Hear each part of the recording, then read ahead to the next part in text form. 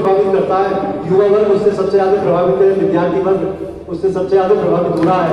तो मैं उनका प्रतिनिधित्व यहाँ उपस्थित हैं चाहते हुए, और हमारे बीच में जितने भी युवा साथी हैं सबका नाम मुझे नहीं मालूम, माधुरी शर्मा जी और जितने भी सबका जो एक यूजीसी के द्वारा एक कानून लागू किया गया है उसकी अध्यक्षता कर रहे हैं सम्मानित मनोज अग्रवाल जी, सम्मानित आशीष गुप्ता जी, क्रिमिनल मामलों के हमारे प्रदेश के बेस्ट अधिवक्ता मनोज जोशी जी, काशीपुर बार संघ के निवर्तमान अध्यक्ष अवधेश चौबे जी, प्रिंसिपल हौसला मिश्रा जी, वरिष्ठ समाज सेवी हमारे हरीश कुमार सिंह जी, त्रिवेदी जी एवं सभी सम्मानित यहाँ पर नागरिक उपस्थित हमारे ब्राह्मण समाज के सुभाष शर्मा जी, नगर अध्यक्ष शैलेंद्र मिश्रा जी एवं सभी सम्मानित नागरिक।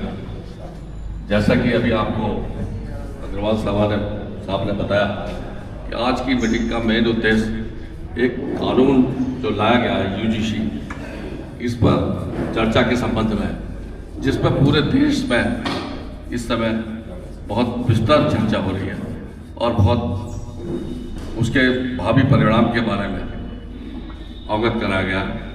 हर शहर में, चाहे वायुमंडल का कोई क्षेत्र हो, गढ़वाल का हो, इंडिया का कोई भी क्षेत्र हो, उसमें अखबारों में हम प्रतिक्रिया देख रहे हैं, राष्ट्रीय और रीजनल समाचार पत्रों में। काशीपुर इस मामले में पहले पिछड़ गया था। एक मीटिंग परसों हुई थी थोड़े दिन पहले, उसके बाद उसमें निर्णय लिया गया सुभाष शर्मा जी द्वारा कि एक मीटिंग सर्व समाज की बुलाई जाए, जिसमें शहर के सभी सम्मानित नागरिकगण उपस्थित रहेंगे। उसी संबंध में मीटिंग है। आपने सबने पढ़ लिया होगा अधिकतर लोगों ने कि ये जो कानून बनाया गया है इसमें ये दिया गया है कि जैसे हमारे वहाँ प्रिंसिपल बैठी हैं इंटर कॉलेज के सम्मानित हौसला मिश्रा जी, अगर ये किसी बैक ओबीसी के बच्चे से या एससी क्लास से ये कह देती है ओए फीस ला नहीं लाया तू, तो इन पर एक्ट लागू हो जाएगा। उसको तेजी से नज़रों से बात करने से ही एक्ट लागू हो जाएगा। नॉन बेलेबल ऑफेंस है वो।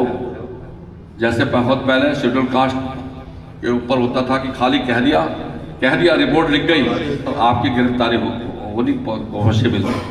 बाद में कल्याण सिंह की गवर्नमेंट में आके उसमें आफ्टर इन्वेस्टिगेशन शब्द जोड़ा गया था। तो ऐसे ही अगर सवर्ण क्लास का कोई बच्चा, जो मैंने अध्ययन किया एक्ट का, उसमें ये दिया हुआ है कि अगर वो फर्स्ट क्लास जा रहा है और कम्प्लेक्स हो जाता है लोगों में जो पीछे रहते हैं, हमारे वकालत के क्षेत्र में भी कम्प्लेक्स होता है बहुत से लोगों में कि ये कैसे आगे बढ़ रहा है, तो उसकी लैग पुलिंग चालू हो जाती है, इलेक्शन में हराया जाता है, पता है उपाध्याय जी आपको। तो उसमें जो है अगर वो आगे बढ़ रहा है और ओबीसी वाले ने ये कह दिया इसने तो मुझे घोड़ा उसके पेपर से 4 दिन पहले, तो उस पर मुकदमा चालू हो जाएगा और वो नॉन बेलेबल ऑफेंस है। इस प्रकार की उस एक्ट में प्रोविजन दिया गया है। तो इसका विरोध पूरे देश में हो रहा है और मैं धन्यवाद देना चाहूँगा माननीय सुप्रीम कोर्ट को। माननीय सुप्रीम कोर्ट में रिट दायर करी लोगों ने और उसमें एक जज साहब हायर क्लास से थे और एक शेड्यूल कास्ट वर्ग थे और उन्होंने बड़ी कट्टू टिप्पणियाँ की। उन्होंने कहा कि आप हम लोगों को बांट देंगे। आज जब सवर्ण समाज, ओबीसी समाज, शेड्यूल कास्ट की आपस में मैरिज तक हो रही है, आपस में देखा जा रहा है, पारिवारिक वैवाहिक रिश्ते बन रहे हैं, आप ये कह रहे हैं कि भाई क्लास में भी हॉस्टल भी उनके अलग अलग होंगे, उसमें ये प्राविधान है, हॉस्टल भी अलग अलग होंगे, क्लास भी अलग अलग होंगी। सेंट्रल गवर्नमेंट के जो ऑर्डर्स बनने जा रहे हैं, सेंट्रल गवर्नमेंट्स के जो स्कूल हैं उनमें ये नियम लागू करने की तैयारी थी, तो इसको सुप्रीम कोर्ट ने सही नहीं पाया। उनने स्टे दिया हुआ है, इसमें तत्काल प्रभाव से उन्होंने सारी कार्रवाई रोक दी गई है। लेकिन ये कितने दिन रुकेगी, क्योंकि संसद हमारे देश में सर्वोपरि है। हो सकता है कई कानून अभी ऐसे आए जिसमें उच्चतम न्यायालय ने दी प्रतिक्रिया और संसद ने कानून बना दिया। तो हमारा ये फर्ज है उसमें कि हम अपने जनप्रतिनिधियों को इस बारे में आगाह करें, उनसे बताएं उनको बताएं कि साहब अगर ये कानून आपने बना दिया तो ये सर्वहारा समाज के भलाई के लिए और समाज को टुकड़े टुकड़े करने वाला है। ये समाज को जोड़ेगा नहीं बल्कि अलग अलग करेगा। अगर हम इस प्रकार की प्रतिक्रिया नहीं करेंगे और बैठे रह जाएंगे अपने अपने घरों पर हाथ दे के, तो गवर्नमेंट का क्या होने का कोई प्रतिक्रिया नहीं आई। संसद में लाके उसने ठीक है सुप्रीम कोर्ट ने स्टे दिया, वो पारित कर देंगे, पार्लियामेंट में नियम पारित कर देंगे और वो कानून बन जाएगा।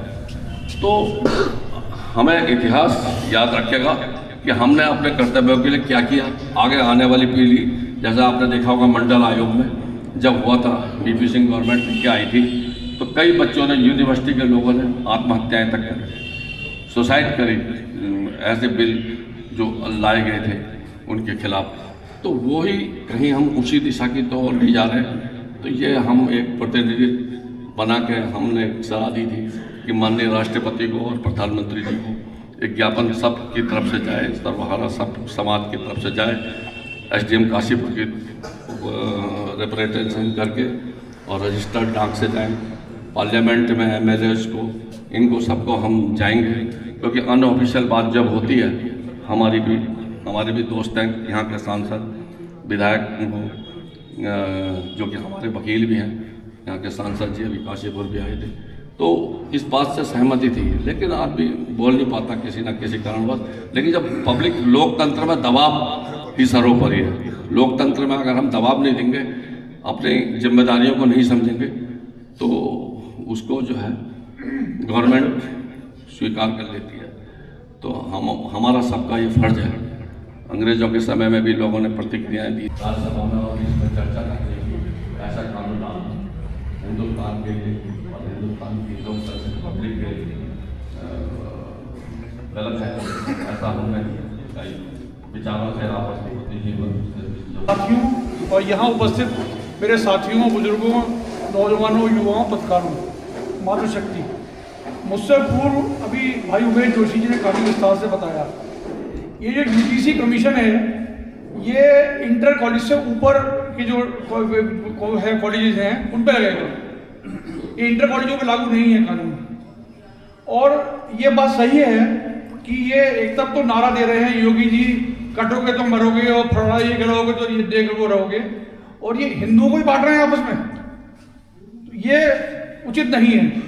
ये अभी आयोग ने कानून बनाया है, इसमें अभी गवर्नमेंट की कोई, लेकिन अगर हम लोग सब मिलकर गवर्नमेंट पर दबाव बनाएंगे तो ये कानून बनने से रुक जाएगा।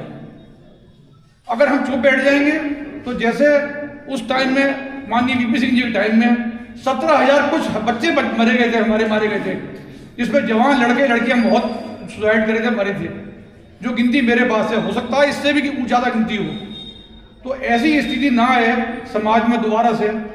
मेरा यही निवेदन है, सर्व समाज जो बैठा है आज, ये सब अगर एक होगा तो आपकी आवाज़ बुलंद होकर सरकार में पहुंचेगी। तो सरकार को भी सोचना पड़ेगा कि ये भेदभाव ना करें। आज हमारे बच्चे जो पढ़ते हैं डिग्री कॉलेजों में, उन पर कोई भेदभाव नहीं है, सब एक साथ बैठते हैं, खाते हैं, पीते हैं, वो करते हैं। लेकिन ये यूजीसी आयोग ने, कमीशन ने बेवजह में भेदभाव करा है। इसकी हम निंदा करते हैं, इसकी घोर निंदा करते हैं, और सर्व समाज को इसकी निंदा करनी चाहिए, और जो भी इसका विरोध हो वो हमें करना चाहिए। जय हिंद, जय भारत। सम्मानित अध्यक्ष महोदय, पंचासीन सभी प्रबुद्धजन और यहाँ पर उपस्थित सभी वरिष्ठ नागरिक, हम लोग आज यहाँ पर एकत्र हुए हैं यूनिवर्सिटी ग्रांट कमीशन का जो ये रेगुलेशन आया है 2026 का, इसके संबंध में चर्चा करने के लिए। साथियों, यूनिवर्सिटी ग्रांट कमीशन ने जो हायर एजुकेशन इंस्टीट्यूशंस हैं उसमें जो 2012 के रूल से कुछ अमेंडमेंट्स किए हैं, जिनको लेकर के समाज में भ्रांतियां हैं और उसको लेकर के जगह जगह विरोध प्रदर्शन चल रहे हैं। क्योंकि हमारा देश विभिन्न संस्कृतियों से, विभिन्न वर्गों से, विभिन्न जातियों से सजा हुआ एक गुलदस्ता है। हम सब लोग मिलकर के एक हिंदुस्तान बनाते हैं। हम सबको इस हिंदुस्तान में रहने की आज़ादी है, समानता की आज़ादी है, हर तरह से काम करने की आज़ादी है। और इसी के मद्देनज़र हमारे संविधान निर्माताओं ने आरक्षण और जो पिछड़ा वर्ग है, जो हमारे दिव्यांग लोग हैं, उनके लिए कुछ व्यवस्थाएं की थी। यहाँ तक तो ठीक है, लेकिन उन सबको आधार बना करके अगर उन वर्गों का शोषण हो जो बेचारे अपनी मेहनत करके, अपना ज्ञान लगा करके, अपनी मेहनत करके ऊपर जाना चाहते हैं और योग्यता रखते हैं, और उनको एकमात्र कानून के आधार पर पार कर दिया जाए, तो ये नाइंसाफ़ी है। क्योंकि समानता सभी के लिए होती है। जितनी समानता उन लोगों को चाहिए उतनी समानता हम लोग SC ST के लोग हैं, दिव्यांग हैं, और उनके अलावा पता नहीं कोई है कि नहीं है। अगर वो लोग इसका निर्धारण करेंगे कि भाई SC ST या दिव्यांग लोगों के खिलाफ कोई बात हुई है, तो भाई आप ही मुंसिफ और आप ही इल्ज़ाम लगाने वाले निर्णय कैसे होगा। तो हमारा मानना ये है और हमारा ये कहना है और सुझाव भी है कि जो कमेटी बनी है उसमें सवर्ण लोगों को भी रखना चाहिए, ताकि सवर्ण लोगों के खिलाफ कोई भेदभाव ना हो। अगर कोई गलत करता है तो उसको सजा मिलनी चाहिए, इसके हम खिलाफ नहीं है, लेकिन भेदभाव हम लोगों के साथ भी नहीं होना चाहिए। तो मैं इस सभा के माध्यम से सरकार से ये अनुरोध करूंगा कि इस संबंध में भी ध्यान रखते हुए, सवर्णों का हित सोचते हुए इस कमेटी का गठन करें। धन्यवाद। ऐसा कानून है जिसने कि समाज में वह विकृति पैदा की है जो कि समाज को बांटने वाली है, जबकि संविधान हमारा कहता है कि सर्व समाज, सारा समाज एक है, सभी के अधिकार, सभी के कानून, सभी चीजें बराबर है। परंतु UCG कानून से स्पष्ट जाहिर होता है कि UCG कानून हमें जातिवाद में और अधिक बांटता है।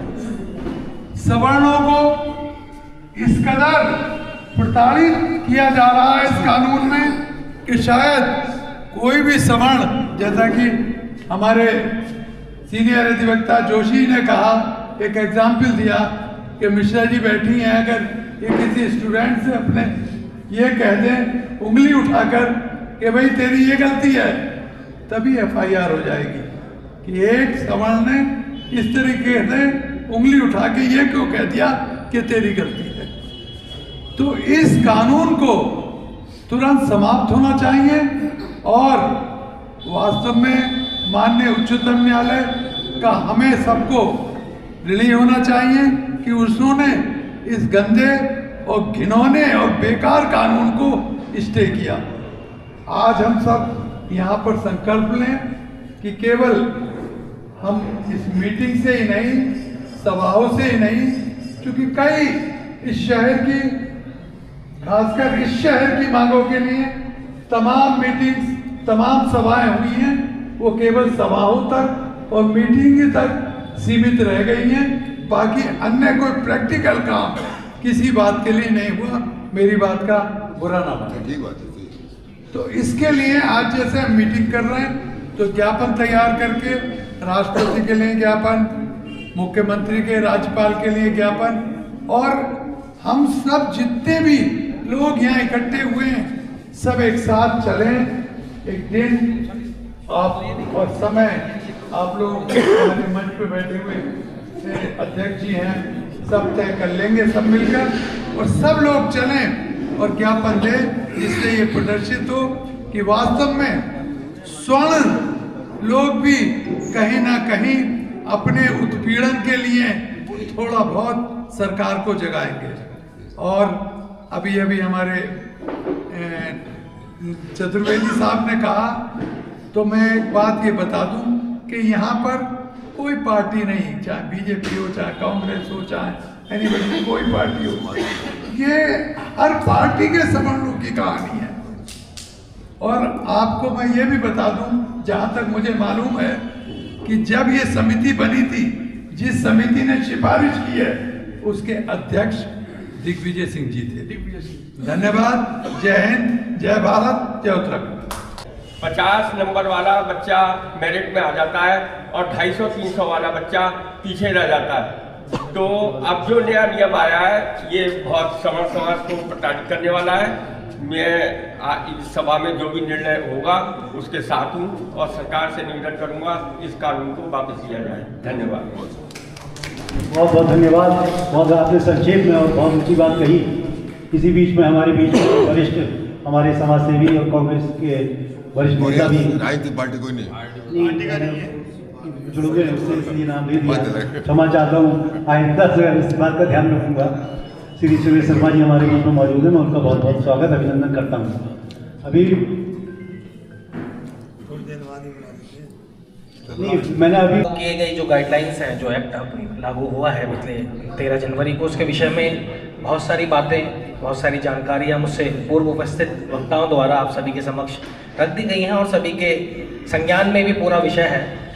तो उस पर ज़्यादा ना बोलते हुए मैं संक्षेप में बस ये बात कहूँगा कि अब से कुछ समय पूर्व सुप्रीम कोर्ट के honourable chief justice of India रहे जस्टिस DY चंद्रचूड़ ने एक नई पहल की थी।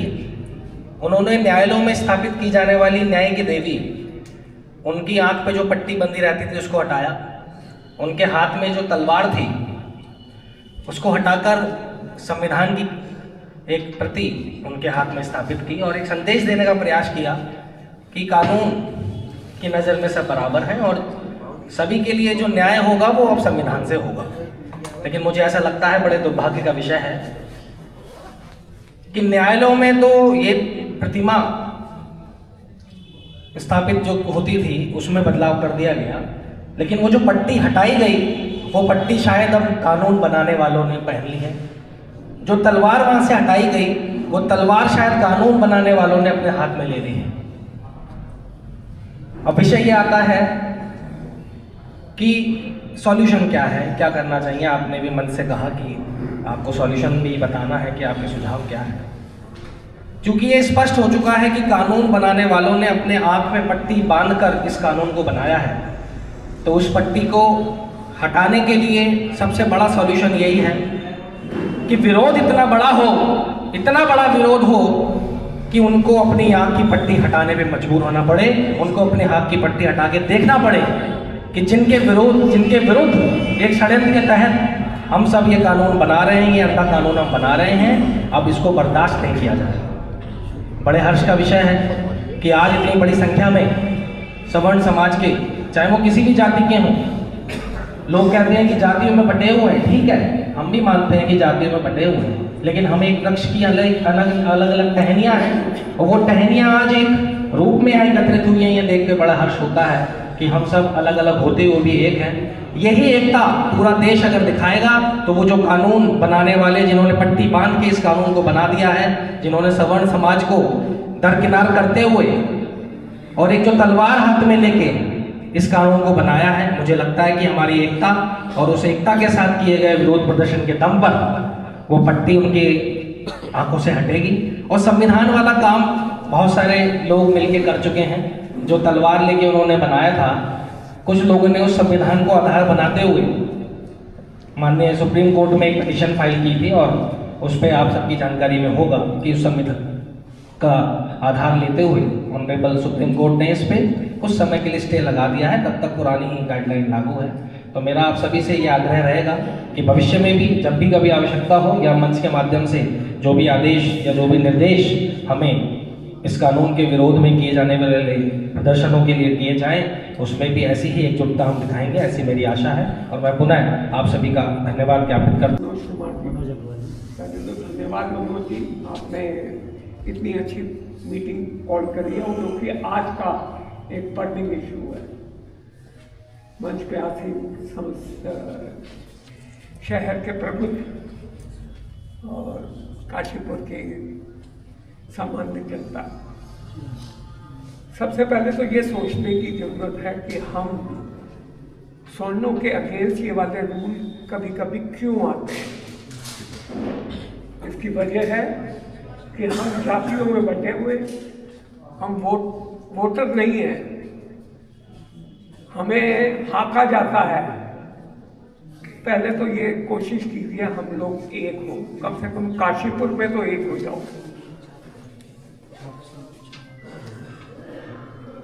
हमारा जो सरकार है इस वक्त वो हिंदू सरकार कही जाती है, क्या सिर्फ नाम के लिए है?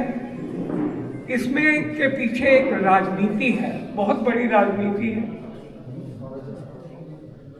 और राजनीति यह है कि हम हिंदुओं को डिवाइड करके हमारे जो युवा हैं उन युवाओं को, क्योंकि नेपाल, श्रीलंका, आस पड़ोस के जितने स्टेट हैं उनमें जनजी जो है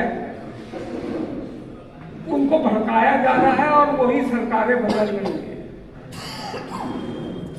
शिक्षा एक ऐसा माध्यम है जो शिक्षा में इस तरह की चीजें यूजीसी की वजह से शिक्षा में ये जो चीज आई है ये एक बहुत विरोध की चीज है।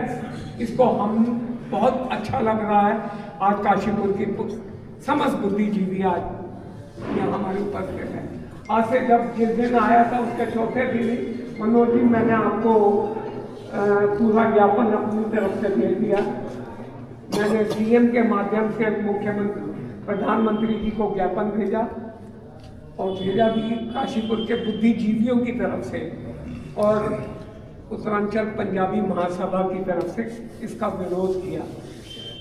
मैं बाकी सब इसके बारे में सबने डिस्कस कर ही लिया है। हम क्या करें आगे? हमारी आवाज ये यहाँ से बाहर निकलनी बहुत जरूरी है और ये तभी निकलेगी जब हम एक एसडीएम या डीएम तक सब लोग मिलके चले। एक दिन फिक्स किया जाए, यही बुधवार को किया जाए या जो भी अगर जी आप डिसाइड करें और उस दिन हम माननीय मुख्यमंत्री के माध्यम से प्रधानमंत्री जी को, क्योंकि हो सकता है कि इसमें कहीं ना कहीं बहुत बड़ी ताकतें हम लोगों को डिवाइड करने के लिए सरकार भी चाह रही हो कि हम कहीं ना कहीं उन पर इस तरह की चीज़ें रखें जिससे वो इसको बदलें, क्योंकि ये देश के तरक्की के लिए, उन्नति के लिए बिल्कुल नहीं है। मैं ज़्यादा समय ना लेके पुनः आप लोगों को का अभिनंदन करता हूँ कि जिस संख्या में आज उपस्थित हुए वो वाकई एक अच्छा मिसाल पैदा हुआ है। धन्यवाद मनोज जी, धन्यवाद। कॉलेज लेवल पर एक कमेटी हुआ करती थी और वो उस कमेटी में सब लोग होते थे और उसमें छात्र संघ के छात्र प्रतिनिधि जो और ये कॉम्पिटिटिव बोर्ड होता था वो करते थे। परंतु इस समय इन्होंने ये सब करके और ये जो SC ST OBC जो सब वक्ताओं ने कहा वो आपने सबने सुन लिया, परंतु जो थोड़ा सा कम रह गया है या जो मैं बताऊँ कि हमारे वरिष्ठ लोग सबको प्रणाम कर रहा हूँ। मैं एक नारा बोलूंगा, आप लोग गर्मजोशी दिखाइएगा। सवर्ण एकता जिंदाबाद, सवर्ण एकता जिंदाबाद, सवर्ण एकता जिंदाबाद। जो रण में हार मान ले वो वीर नहीं, जो रण में हार मान ले वो वीर नहीं, और जो प्यास ना बुझा सके वो नीर नहीं। कुर्सी से चिपक के मत समझो ये मेरे नेता लोगों, ये कुर्सी किसी बाप की जागीर नहीं। जिन 15% वोटों की आज स्थिति बना रखी हमारे सरकार ने, चाहे कोई भी सरकार आती रही हो, हम लोग के साथ हमेशा सौतेला व्यवहार होता रहा है। अगर ये आवाज हम लोग उस दिन उठाते जिस दिन सुप्रीम कोर्ट की रूलिंग को इस सरकार ने पलट दिया SC ST एक्ट पे, तो शायद ये दिन देखने को नहीं मिलता। गुप्ता जी आप वरिष्ठ हैं, आप हम लोग की बातों को जरूर ऊपर पहुंचाएंगे, सरकार में है। लेकिन दुर्भाग्य कि हमारा सवर्ण समाज कहीं बिश्नोई सभा में, कहीं राय सभा में, कहीं पूर्वांचल सभा में, कहीं क्षेत्रीय सभा में, मैं अब आगे से कह रहा हूँ पहले साहब आप यहाँ पे जो बोलिए तो इस समाज का नाम बदलिए, सिर्फ सवर्ण एकता की बात कीजिए, क्योंकि हम बटना नहीं चाह रहे हैं। हम बटेंगे तो बाकी कटे न कटे ये 15% जरूर कट जाएंगे। तो मैं इस बात को कह रहा हूँ कि जिस तरह से ये कानून लेके आए हैं UGC, यूनिवर्सिटी ग्रांट कमीशन, अगर ये 15% अगर स्विंग कर गए मोदी जी हम दिग्विजय सिंह को नहीं जानते हैं। तो ये 15% अगर स्विंग कर गए तो आपकी उल्टी गिनती चालू न कर दिया तो सवर्ण समाज का नाम बदल देना। और आपने देखा होगा कि मैं जिस जिले से बिलोंग करता हूं, देवरिया के अंदर डीएम ने रो दिया जिस दिन जन सैलाब उतरा था इस यूजीसी कानून के खिलाफ। तो मैं कह रहा हूं कि इसमें कोई बात नहीं है, ये कोई भी सरकारें हैं सब हम लोग के खिलाफ काम करती हैं। ये सवर्ण को इन्होंने ढोल बजा दिया कि जब मन में आए आके पीट दो, ये कुछ बोलेंगे नहीं, कहीं ये नहीं होगा कहीं वो नहीं होगा। अभी तक SC ST से हम लोग लड़ रहे थे, मैं खुद भुक्तभोगी हूँ, हमारे भाई को हरिजन उत्पीड़न लगा, वो मैंने कब से निपटा मैं समझता हूँ। अब इसमें OBC समाज आ गया, हमारे बच्चे। मैं कह रहा हूँ कि मोदी जी आज आप अजीत डोभाल को क्यों अपना बनाए हुए हैं? आज आपने राजनाथ सिंह को रक्षा मंत्री क्यों नहीं बनाया हुआ? आपने क्यों नहीं ST SC समाज से किसी को बना दिया? आपने -40% वालों को आप डॉक्टर बना रहे हैं और आप अपना इलाज विदेश में जाके कराएंगे, तो हमारे बच्चे कहाँ जाएंगे? बस मैं ज़्यादा नहीं बोलूँगा, सब इन्हीं बातों से मैं ये कहूँगा कि हमारे सवर्ण समाज के जितने लोग हैं वो यूनाइट होके चल के और यहाँ के SDM को भारी संख्या में, जितनी ज़्यादा संख्या में हम आ सकते हैं, ज्ञापन दें। और ये सरकार कुछ नहीं, 19 तारीख तक सुप्रीम कोर्ट ने, ये सरकार सुप्रीम कोर्ट की रूलिंग को उलट देगी। SC ST में उलट दिया तो फिर उलट देगी, इसीलिए इसको हल्के में मत लीजिए, वरना आने वाली नस्लें जो है हम लोग को कभी माफ नहीं करेंगी। जय भारत जय। सारे आवाम को लेकर के इस देश की आज़ादी की लड़ाई, इस देश को बनाया। और जब 1947 में देश आज़ाद हुआ तो हम लोगों का एक संकल्प था कि हर वर्ग के लोगों ने इस देश की आज़ादी में बराबर की भागीदारी। तो देश की आज़ादी के 70 साल होने के बाद आज ये विभाजन की रेखा फिर क्यों खींची जा रही है? ये विभाजन की रेखा क्यों खींची जा रही है? ये जनरल कैटेगरी है, ये बैकवर्ड कैटेगरी है, ये SC ST कैटेगरी है। इसको कहीं ना कहीं हम सब लोगों को, जनरल कैटेगरी के लोगों को, OBC के लोगों को, SC ST के लोगों को मिल करके बैठ करके सोचना कि हम इस देश के भविष्य के लिए क्या कर रहे हैं। और हम लोगों के लिए चिंतन का विषय यह है कि आने वाली हमारी पीढ़ी वो ये कहेगी सजा को जानते हैं हम, खता क्या है खुदा जाने। वो खता क्या हमारे पूर्वज कर गए। आज जो हम चिंतित हैं तो क्या हमारे पूर्वजों ने खता करी थी? आप इतिहास देखिए, एक वर्ग के लोगों को, जनरल कैटेगरी के लोगों को ये कहा जाता है कि उन्होंने अत्याचार किया, उन्होंने विभाजित किया। क्या मुसलमानों में भी, ब्राह्मण ठाकुर क्षत्रियों ने किया? क्या क्रिश्चियंस में भी इन्होंने किया? हर जगह है व्यवस्था इनकी समाज की, ये तो हर जगह नहीं थे। तो ये दोषारोपण जो किया जाता है इसके खिलाफ भी हम लोगों को समझ। ये हमारे देश में एक UGC का जो काला कानून यहाँ पर आप प्रस्तावित किया है और उसके अंतर्गत अब हिंदू समाज को 2 हिस्सों में बांटने का प्रयास किया जा रहा है, जिसमें SC ST OBC और सामान्य जन। आज यहाँ पर हम उसी चीज़ को लेकर यहाँ पर एकत्रित हुए हैं। यहाँ पर सामान्य वर्ग के हर वर्ग के यहाँ पर लोग मौजूद हैं, हर, चाहे वो पंजाबी समुदाय हो, चाहे बनिया समुदाय हो, ब्राह्मण समुदाय है, पर्वतीय समुदाय है, सभी वर्ग के लोग यहाँ पर मौजूद हैं।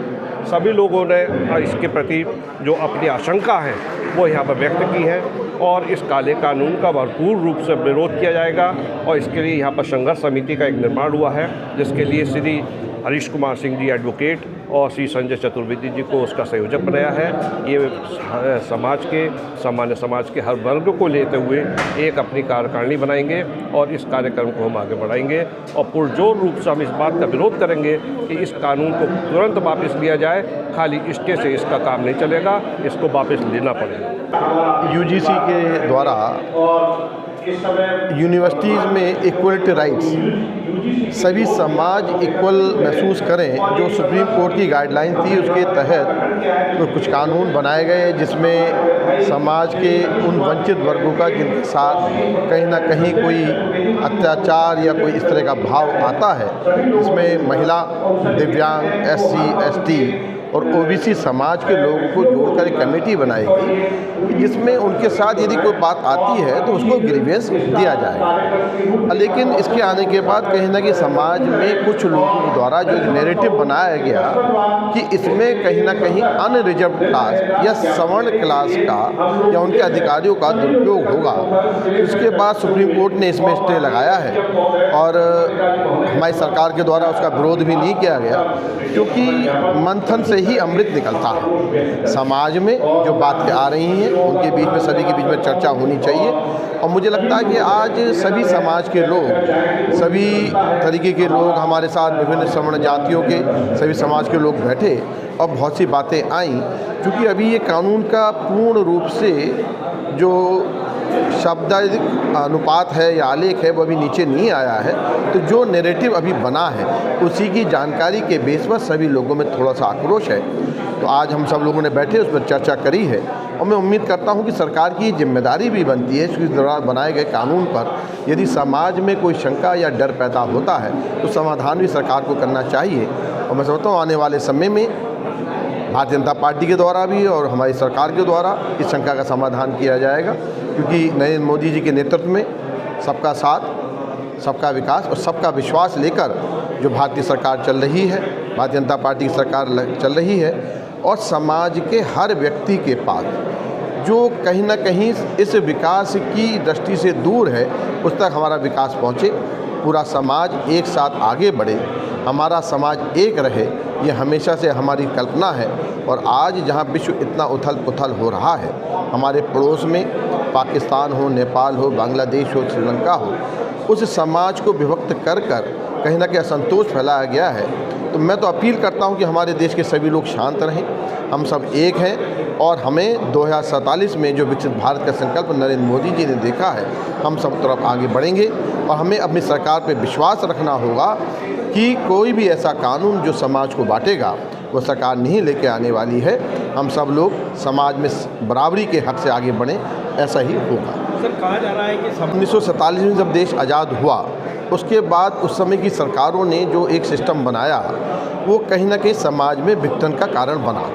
अब भारतीय जनता पार्टी या हमारी सरकार ने हमेशा उस विघटन को कम करने की कोशिश करी है और मैं समझता हूँ कि इस कानून से जो नैरेटिव बांटने का किया जा रहा है वो बांटने के न का होकर समाज को एक करने का निकल के आएगा। लेकिन हमें उसके लिए कुछ दिन इंतज़ार करना होगा कि हमें इस कानून के बारे में अभी जो जानकारी आई है और यदि हमारे मन में शंका है तो उसके बारे में हम चर्चा करें, बात करें, लेकिन अपने आक्रोश को ऐसा ना करें कि जिससे हमारे समाज की या देश की जो ताकतें हैं उनका दुरुपयोग कर सकें। सरकार सब जानती है, सुप्रीम कोर्ट ने उस पर स्टे लगाया है और सरकार ने उसका विरोध भी नहीं किया है। इसका मतलब समाज से आने वाली बातों में यदि कोई लगेगा इस कानून में कोई कमी है तो उसे दूर शीघ्र किया। धन्यवाद देता हूँ सब समाज को कि उन्होंने मुझ जैसे एक आम नागरिक को अध्यक्ष बनाया। और ये संघर्ष एक दिन का नहीं है, इतिहास गवाह है कि सर्व समाज ने जो जिसे सवर्ण समाज कह रहे हैं आप, हमेशा समाज को दिया है। उन्होंने कभी भेदभाव नहीं करा। आप देखिए पूरे हिंदुस्तान के अंदर जितनी शिक्षा संस्थाएं हैं, जितनी धर्मशालाएं, जितने अस्पताल बने हैं वो सर्व समाज ने बनाए। आज 70 साल के बाद भी, रिजर्वेशन के बाद भी कोई सभाएं, कोई स्कूल बनाए किसी ने? क्यों? ऐसी सोच रखिए ना। हम किसी समाज के विरोधी नहीं हैं। हम चाहते हैं हिंदुस्तान में एक रहें। अगर एक रहेंगे तो विकास होगा, बटके रहेंगे तो विनाश होगा।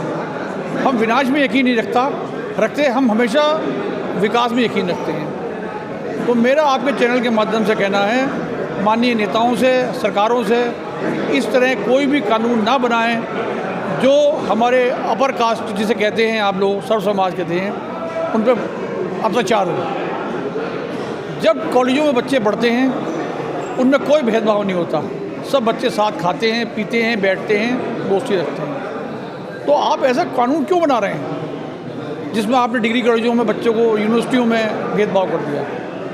तो मैं तो बार बार ये कहूँगा कि इतना इसकी लड़ाई हमें ज्ञापन की लड़ाई लड़ना पड़े या कोर्ट से लड़नी पड़े, हम इस लड़ाई को अब ठंडी नहीं होने देंगे। सर, कहीं ना कहीं ये कहा जा रहा, बच्चे जो जेन जेड है वो ये कह रहे हैं कि ये बच्चों को आपस में भिड़ाने का एक षड्यंत्र है। मैंने तो आपको पहले कहा कि सर्व समाज कभी झगड़ता नहीं है, वो सबको साथ लेके चलता है। लेकिन ये वाकई सही है कि कुछ लोग चाहते हैं कि जिस तरह से हमारी आसपास की कंट्रियों में जेएनजी जी क्या था, उस लड़ाई स्टूडेंट कराया गया, उसी क्रम में हिंदुस्तान में भी चाहते हैं। जैसे अमेरिका जैसे देश हैं जो हर देश में एक अजीब सा माहौल पैदा कर रहा है सारी दुनिया में, तो उसकी शुरुआत इंडिया में करने की कोशिश करें। लेकिन मुझे उम्मीद ये है हमारी सरकारें, हमारे समाज के लोग, चाहे उसमें अपर क्लास हो या पिछड़ी जातियाँ हो, सब बैठ के इस मसले को निपटाएंगे और कोई ऐसी स्थिति नहीं आएगी हिंदुस्तान में जहाँ कहीं विघटनकारी हो। आज सवर्ण समाज ने यहाँ पर एक बुद्धिजीवियों और सर्व समाज की यहाँ पर एक मीटिंग रखी और उसमें यूजीसी जैसे कानून, काला कानून जिसको मैं कहूँगी, इस काले कानून के बारे में यहाँ पे चर्चा हुई। और जैसा कि सवर्णों के साथ किया जा रहा है इस देश में, इससे पहले भी सवर्णों के साथ सरकारों ने किया है। लेकिन मैं आज की सरकार से ये कहना चाहूँगी, मोदी जी से मैं ये आपके माध्यम से कहना चाहूँगी कि मोदी जी आप इतिहास उठा के देखिए, सवर्णों ने सर्व समाज को साथ लेकर के इस देश को बचाया है, तोड़ा नहीं। आप ये ऐसा कानून ला करके इस देश को क्यों भेदभाव करके, क्यों आने वाले इतिहास को कलंकित कर रहे हैं? क्यों ऐसा कानून ला रहे हैं कि कल के आने वाले बच्चे इस इतिहास को आपके बारे में जान करके कल को वो बैठ के रोएंगे, एक तरफ हो जाएंगे। जहां आप समानता की बात करते हैं, ये कौन सा कानून है? ये समानता कहाँ से है?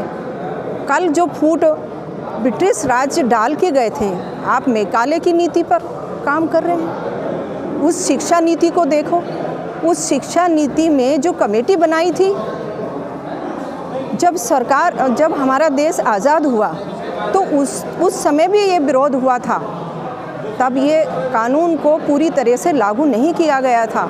इसमें कुछ बदलाव लाए गए थे और फिर से इस कमेटी को दोबारा से बनाने का प्रयास किया था। इसके बाद फिर आने वाली, मैं नाम नहीं लूँगी, सरकार में फिर ये मुद्दा उठा था यूजीसी वाला और एक कमेटी बनी थी और इसको फिर लाने का प्रयास किया गया। क्या हुआ? जनाक्रोश झेलना पड़ा। जब जनता आगे आकर के उस कानून को रोकी तब वो बात वहाँ पर दबी और ये कानून फिर रुका। आज फिर उसी कानून को आप उठा कर ले आए। एक तरफ तो आप हिंदुत्व की बात करते हैं, राम राज्य की बात करते हैं। राम कौन थे? राम भी तो आज उन्हीं के वंशजों पर आप इस तरह के उनके बच्चों पर, वंशजों पर अत्याचार कर रहे हैं। जिन्होंने इस देश को बचाया, जिन्होंने नीचे से उठे लोगों को उठा करके, आप राम कोई कथा, आप राम का इतिहास याद कीजिए, क्या उन्होंने गले नहीं लगाया? छोटे से कभी एक वर्ग ने, कभी किसी ने कुछ किया तो क्या उनको सज़ा नहीं मिली? अरे आप समानता का कानून लाइए, जो गलत करेगा उसको कानून सज़ा देगा। लेकिन आप ऐसा कानून अगर बना देंगे तो इससे आने वाले बच्चों को बहुत पीड़ा आज हो रही है, कल उनका भविष्य ख़त्म हो जाएगा। तो मैं मोदी जी आपसे कहना चाहती हूँ, और धर्मेंद्र प्रधान जी, आप जो कह रहे थे किसी के साथ अन्याय नहीं होगा, समानता ऐसा कुछ नहीं होगा, क्या आप उस समय बैठेंगे? आप उस समय होंगे या मैं उस समय होंगी? कोई नहीं होगा ना उस समय। जब अगर ये कानून बन जाएगा तो कौन, किसका स्पष्टीकरण लिया जाएगा? कौन यहाँ पर आएगा बचाने के लिए उन बच्चों को? आप ऐसे कानून को ला ही क्यों रहे हैं? आप समानता का अधिकार की बात कीजिए। नीचे जो नीचे दबे कुचले लोग हैं, हमने उनको उठाने के लिए आज एक साथ रोटी बैठ के खाते हैं, हम एक साथ रहते हैं, एक साथ हमारे बच्चे खेलते हैं, एक विद्यालय में पढ़ते हैं। कभी आज जो वर्तमान की स्थिति है, कोई भेदभाव नहीं करता, तो आप भेदभाव वाला कानून क्यों लेकर के आ रहे हैं? मोदी जी आँख खोलिए, कल का ये इतिहास कहीं ऐसा ना हो आपको गाली दे, आपको कोसे। ऐसे कानून को इसे वापस लीजिए। आपसे मेरा विनम्र निवेदन है, आपके माध्यम से मैं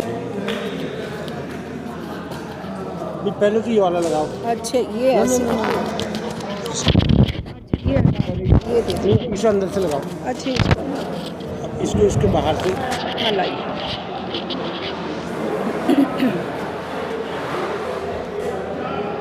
मैं हौसला मिश्रा, अब मैं हौसला मिश्रा, मेरा अपना विद्यालय RVM पब्लिक इंटर कॉलेज चैती चौराहे पे स्थित है। मैं उसकी प्रबंधक हूँ और एक प्रबंधक के नाते, एक शिक्षिका के नाते मेरा इतना ही कहना है कि जिस कानून को पास करने की कोशिश की जा रही है या माननीय न्यायालय द्वारा जिस पर अभी होल्ड में रखा गया है, मेरा निवेदन है इस सरकार से कि कृपया कर अखंड भारत में इस तरह के भेदभाव वाले कानून ना पास किए जाए। खासकर शिक्षा के क्षेत्र में, शिक्षा सभी धर्मों के लिए है, सभी जाति के लिए है। अगर शिक्षा में भी अगर हमने अपना पॉलिटिक्स, अपनी नीति लाई तो कल एक कांत्री के रूप में, क्योंकि ये ग्रेजुएशन वाले बच्चों के लिए, जैसा कि मैं समझ रही हूँ, ग्रेजुएशन लेवल के बच्चों के लिए कानून पास हो रहा है और वो बच्चे आपकी राजनीति का शिकार हो जाएंगे। तो बेहतर होगा उनके अच्छे भविष्य के लिए देखते हुए ये शिक्षा के क्षेत्र में या सामाजिक क्षेत्र में या एक उनके भविष्य में इस तरह की कानून व्यवस्था ना लाई जाए। ये उनके अच्छे भविष्य के लिए अच्छा होगा। मेरा बच्चों को आपस में बांटने की भी एक ये बिल्कुल हम नहीं जानते। हमारे यहाँ इस समय 800 बच्चे पढ़ते हैं, हिंदू, मुस्लिम, OBC, SC सभी पढ़ते हैं। उनको इसकी परिभाषा नहीं पता कि मैं SC हूँ, मैं OBC हूँ, लेकिन अगर ये कानून आ गया तो न जाने ये 16 साल के बाद सभी लोग जान जाएंगे मैं कौन हूँ। और इसका दुष्प्रभाव भारत के हर वर्ग पे और हर जगह पड़ेगा। और जिस अच्छे मोदी जी ने या हमारे जो भी राष्ट्रीय नेता है, अगर चाहते हैं कि हमारा अखंड भारत एक सामान्य तहत में, सामान्य उसमें चले जैसा उनका हमेशा सुनने में आया है, तो मैं इतना ही निवेदन करूंगी एक समाज सेविका के नाते भी, प्रबंधक के नाते भी, शिक्षिका के नाते भी, कि इस कानून का हम सब विरोध कर रहे हैं। इस पर पुनः विचार करके इसको हटाया जाए।